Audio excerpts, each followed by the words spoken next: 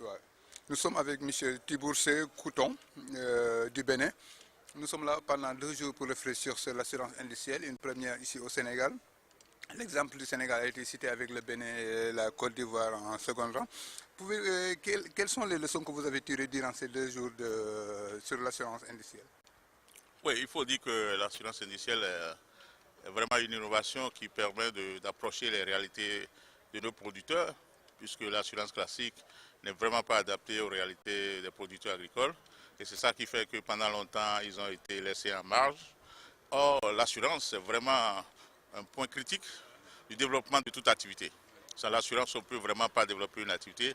Avec l'assurance industrielle agricole, on peut maintenant approcher les producteurs agricoles et leur proposer des produits qui sont à leur niveau de revenus et qui les protègent surtout contre les risques climatiques qui sont aujourd'hui les risques les plus importants en milieu agricole, puisque on constate que lorsqu'il y a des sécheresses, on peut avoir des pertes de l'ordre de 40 à 60% du revenu des producteurs.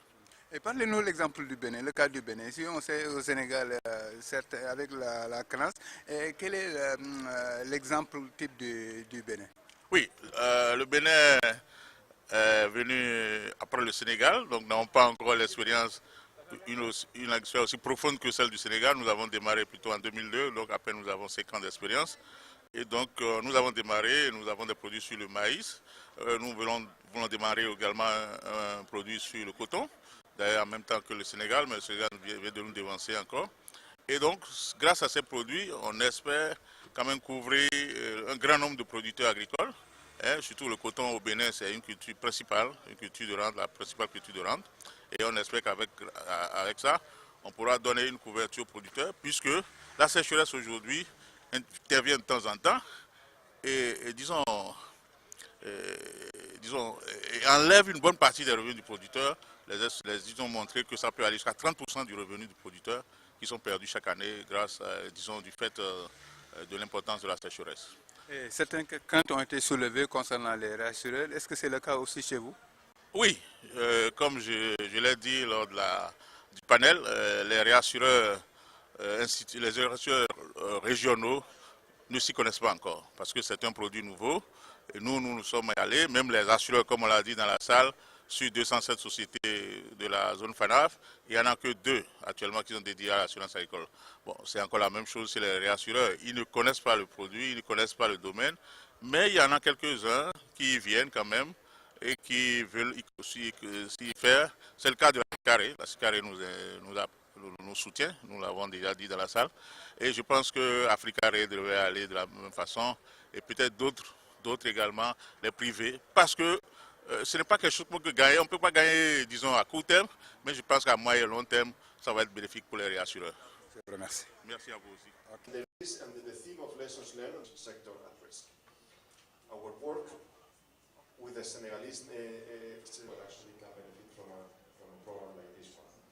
The more ways we have access to finance to the financial sector, how to make them more resilient to the shocks that can be used in the right way to actually get a view of the global insurance index insurance facility and its role in providing access to what GIIF is, what it has achieved, because you know it even better than me. But I have actually worked very hard to make it a reality and to make it what it is today. Our president is a clear advocate of this agenda, is a clear advocate of the World Climate Finance Agenda. Just to let you know that last week in France, the GIIF will be present. The GIIF will be one of the finance agenda and the impact that it may have on the financial sector. Mexico, Zambia, and here as well in Senegal. As you know, the group, how we bring the private sector to the real economy to leverage the resources that the public sector can put on the table. The PPP is an absolutely critical and fundamental piece. So I would like to get from you main takeaways from this session, main takeaways from how was this session and what were the main takeaways that you actually got from it. Peut-être M. Ouattara de CIMA, mais auparavant, avant M. de la Direction nationale de l'assurance de la Côte d'Ivoire. Je prends la parole au nom de la Direction nationale. Nous avons beaucoup appris et également que l'État, le régulateur, nous espérons que les autres pays, les prochaines étapes du développement de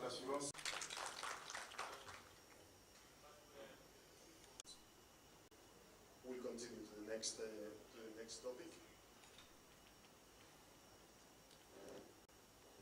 C'est d'adresser à Fatou qui me regarde l'atelier à Sali. Simplement pourquoi? Parce que, en fait, aux 5 jours de travaux de secrétaire général de la CIMA, notamment des réunions qui doivent se dérouler. Ceci étant, je voudrais,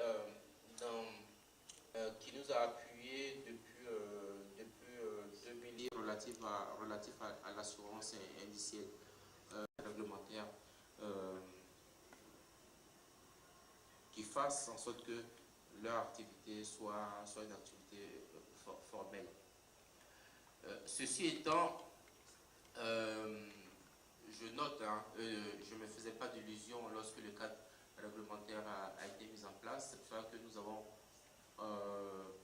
pris l'option d'utiliser des circulaires qui sont plus faciles à modifier en fonction de l'expérience sur le terrain. Je note qu'il y a encore du travail pour améliorer le cadre réglementaire et également pour l'adapter à toutes les innovations qui vont être enregistrées. Le secrétaire général de la CIMA travaille notamment à la mise en place d'une réglementation qui va traiter en fait de tout ce qui a FinTech, l'innovation, notamment avec, j'emporte avec moi pour que nous, au niveau du secrétaire général de la CIMA, Merci. Donner la parole à 3 derniers participants à raison de 1 minute. Remerciements vis-à-vis du GIF pour magnifier l'excellent travail abattu par Mme Fatou Hassan, qui a débuté vraiment toute cette expérience-là au Sénégal depuis 2011 pour en arriver là.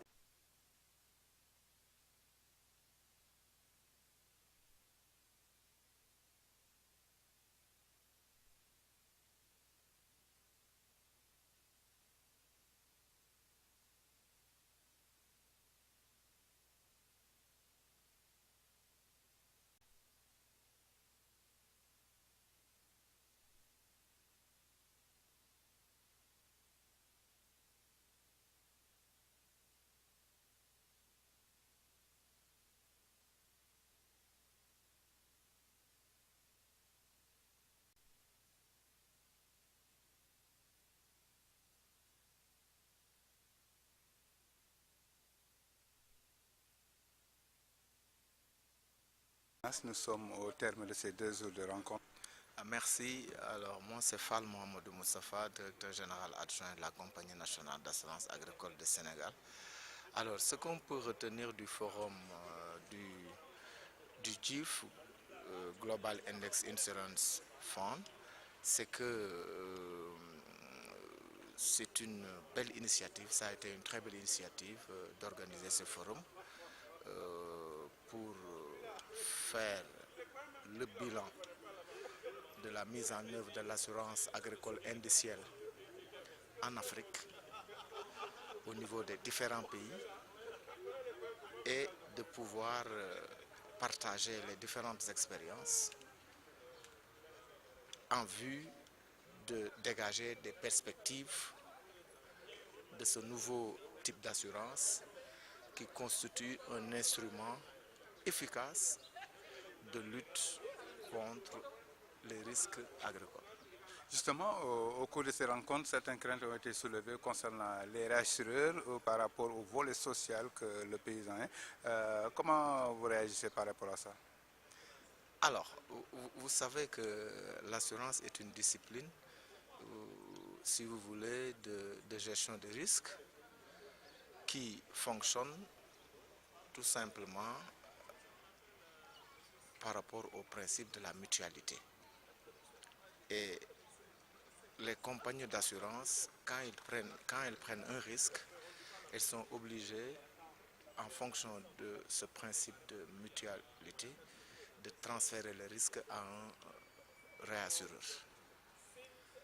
Alors, mais pour le cas d'espèce de l'assurance indicielle, les assureurs je ne dirais pas qu'elle refuse de nous accompagner, mais dans tous les cas, elle ne se bouscule pas à la porte des compagnies d'assurance agricole pour nous accompagner dans la réassurance. C'est pourquoi nous avons pensé que c'était le moment d'inviter cette partie prenante, je veux parler des réassureurs, à faire beaucoup plus de participation, à faire beaucoup plus de compréhension pour accompagner ce processus qui est si intéressant de mise en œuvre de l'assurance indicielle, qui est vraiment un des instruments, je ne dirais pas le plus efficace, mais le des plus efficaces pour faire face au changement climatique et de nous accompagner dans la technologie de conception des indices pour nous permettre de pouvoir offrir des produits à des prix abordables aux populations. Monsieur Fall, je vous remercie. Voilà, merci. Merci.